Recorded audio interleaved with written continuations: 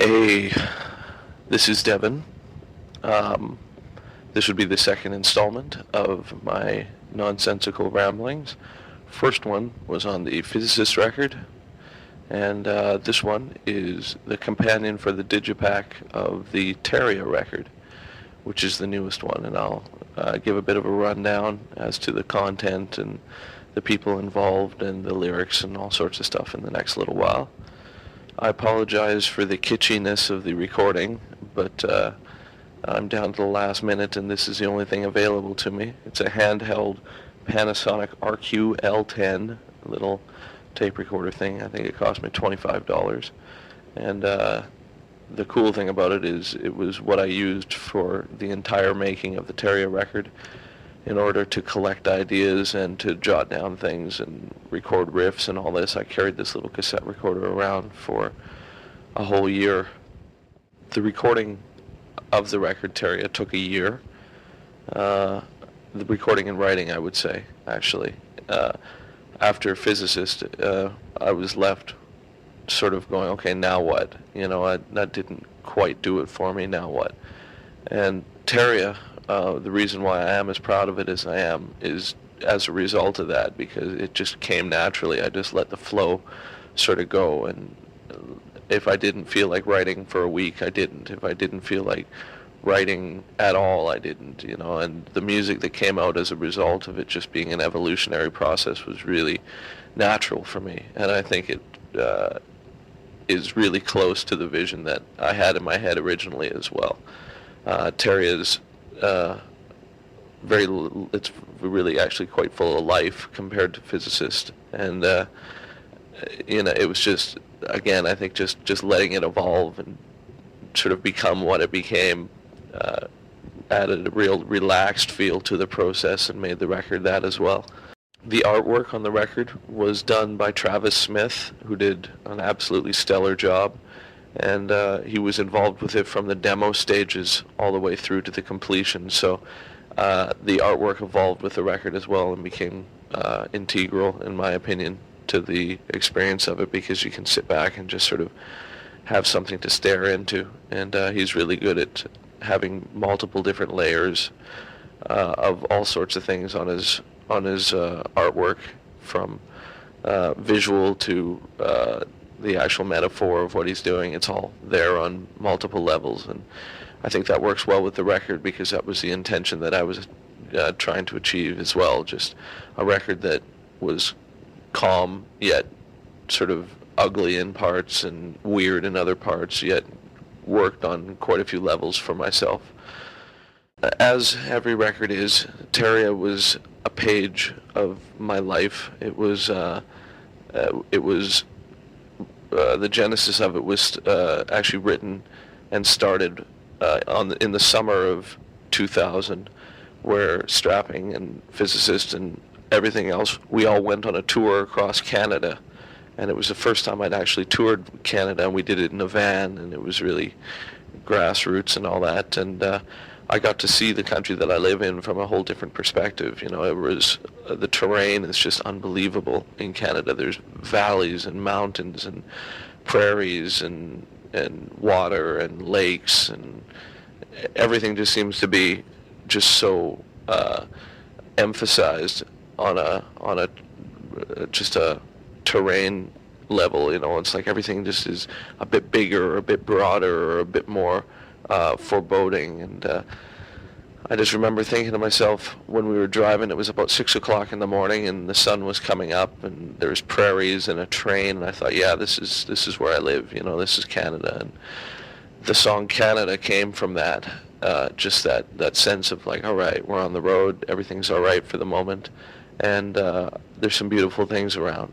It's not a permanent feeling, but it was great to sort of write a record off of, just kind of like, okay, well, in the meantime, while everything is still in turmoil, at least the world is beautiful, whether or not human beings are, the world is, and is by itself the thing that will just keep going, you know what I mean? It's like long after we're gone, and whether or not we turn the place into a barren ball of rock, it'll still continue to turn, and beautiful in its own imperfection and all that. And so the idea of the terrain and the idea of the landscape and all that became a real push for me when it came down to uh, formulating the record and figuring out what the theme was going to be.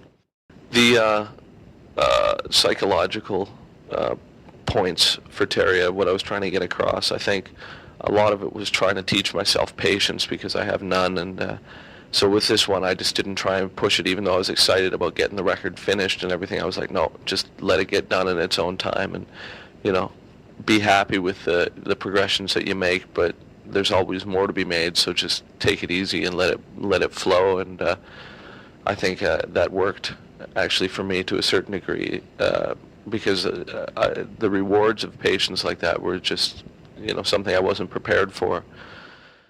The theme behind the record was very much, okay, well, I've spent the ages of 19 to 27 or whatever it was in this ridiculous little fantasy world that was sort of brought on by the fact that I sort of left reality when I was 19 and did the Steve Vai project, and every record after that it's just been, deeper and deeper into this fantasy world, right?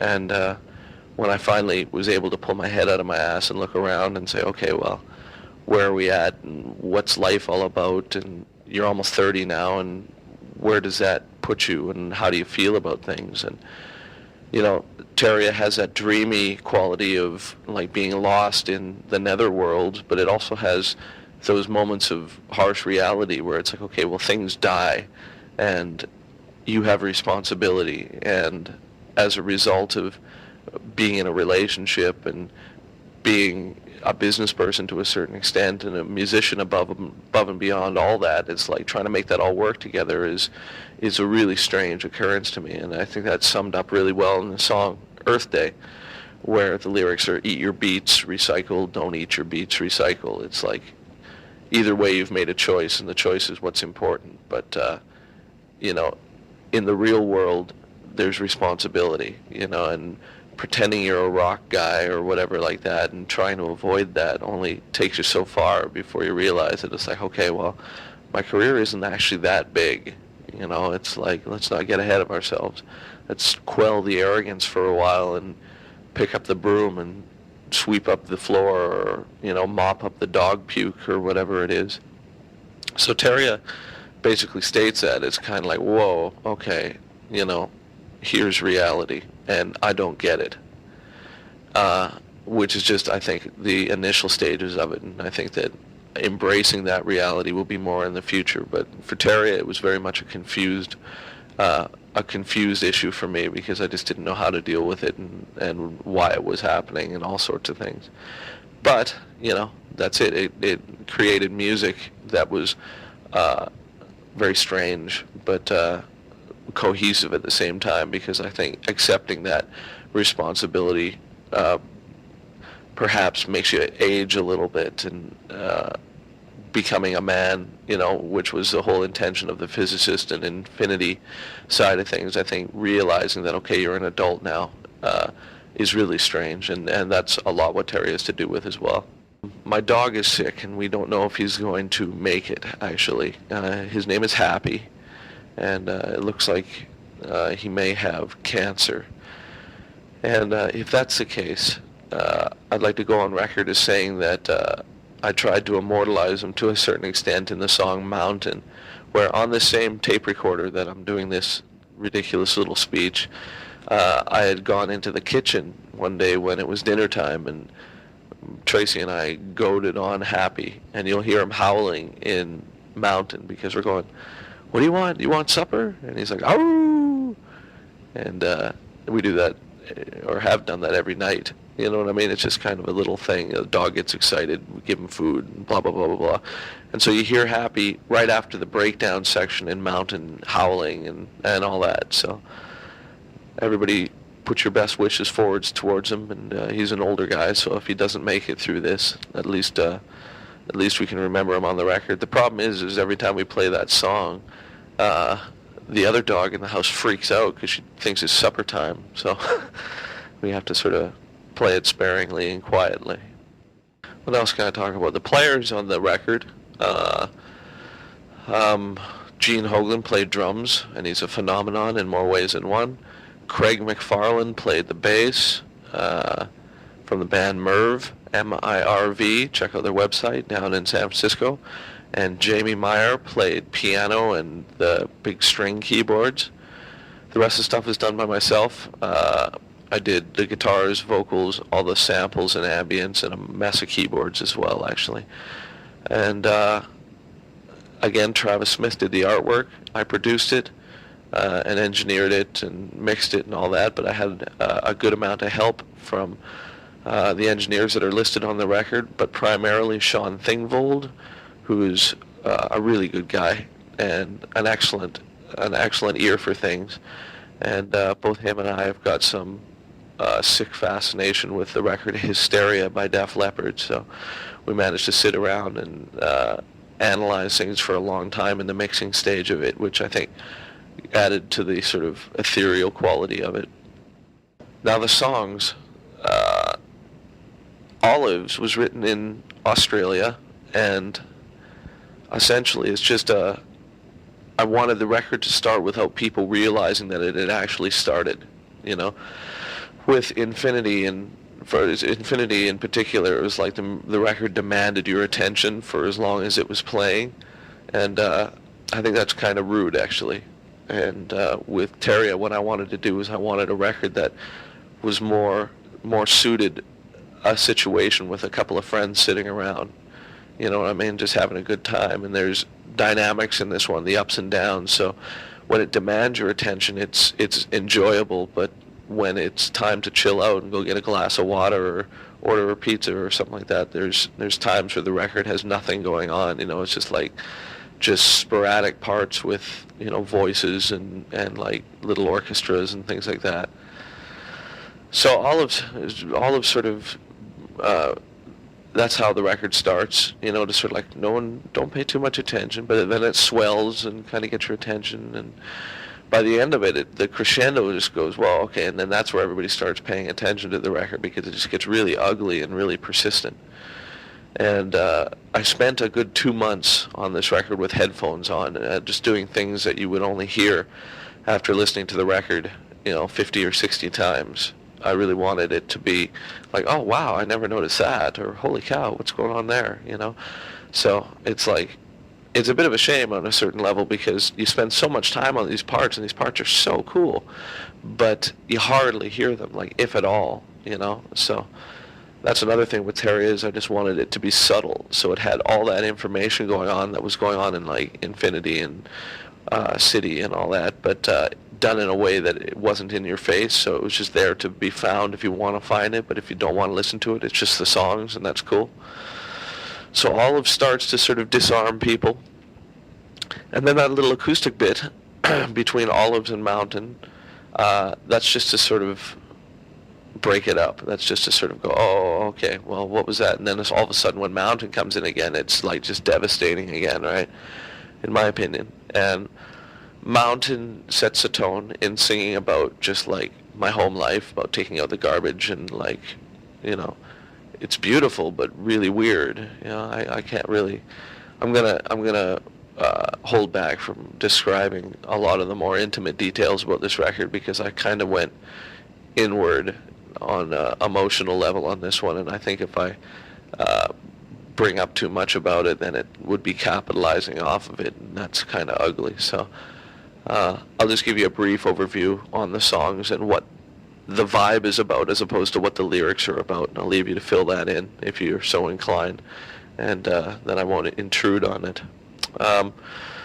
Mountain, again, I wanted it to be like a mushroom trip, you know what I mean? Like you start in one place and you just go up and then down, and it does all the thinking for you, all the noises and all the sounds and everything is there for you, so all you have to do is just absorb it.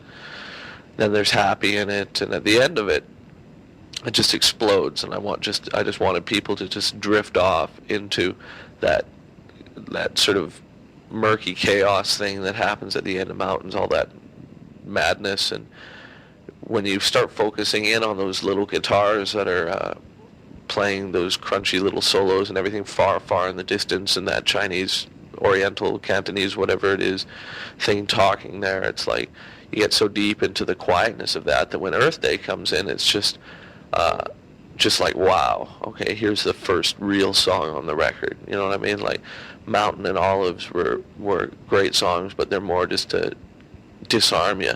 So when Earth Day comes in, it's like a 12-minute song of just glory. You know what I mean? I wanted it to be surreal and really huge, like just echoes on everything and just a world unto itself. Yeah, so this is a weird record for me. I apologize. I don't really want to explain the lyrics on it. So again, let's just continue talking about the record. So Earth Day's big. Then it goes into Deep Peace, which is all about deep peace and all that. No, I don't want to talk about it, actually. Let's just talk about more of the actual situation of the record. Terria is taking a look to the future. It's the first adult record I've made. It's the first one that hasn't been diluted, I think. Even on the cover, there's a good metaphor of the guy looking to that side, you know what I mean? And there's color and there's life and all these things, but at the same time there's death, right? There's the vulture up there. And yeah, I mean, it's coming to that point in my life now where I'm going to have to start dealing with death. I mean, I've still got both grandparents on both sides of the family, and nobody's really corked it, you know, and now I've got, you know, a few people that look like they're coming down with cancer, and the dog's got cancer, and all these things, you know. It's like all of a sudden you have to grow up and, you know, playing the ridiculous little games that come along with being in a band or being a musician or whatever. Just doesn't seem to cut it anymore. You know, when you're faced with the helplessness of watching something or somebody you love die, then, you know, it's like none of this is important anymore. You know, the only thing that's important is the peace that they can hopefully find during their suffering, and the mercy that you can hopefully provide for them in terms of, like, you know, like trying to make their suffering easy.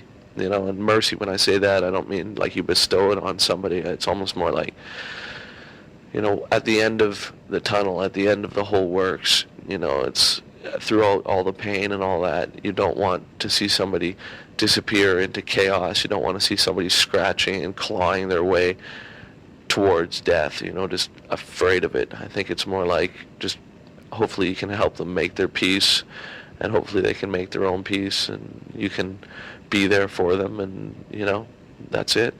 I don't know. I have no idea. So it'll be interesting to see what happens when all this starts going down in my family and my life.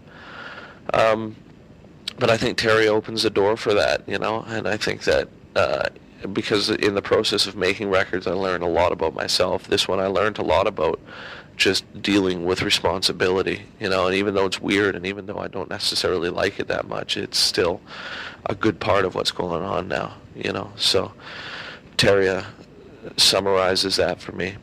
What else? My dog sounds terrible upstairs. Happy just does not sound good, so I'm probably going to leave it pretty quickly at that, and catch you on the next record for the next installment. Again, I apologize for not getting too deeply into the lyrics of this one, but it's just getting too personal, you know what I mean? It's like I'm just writing about my life now, and I don't want to capitalize on that. I'd rather just leave it vague, and hopefully people can attribute it to their life as well. And, you know, because I'm 29 now, and God, I'm a dude, and there's probably a lot of 29-year-old dudes out there and their girlfriends, and perhaps they can understand what I was trying to put across with this. So anyway, I thank you very much for your support, and I thank you very much for purchasing or acquiring this digipack, and I hope that in the future we'll be able to provide you with some more interesting material, and I hope to see you on tour. Thank you very much. I'll talk to you soon. Bye-bye.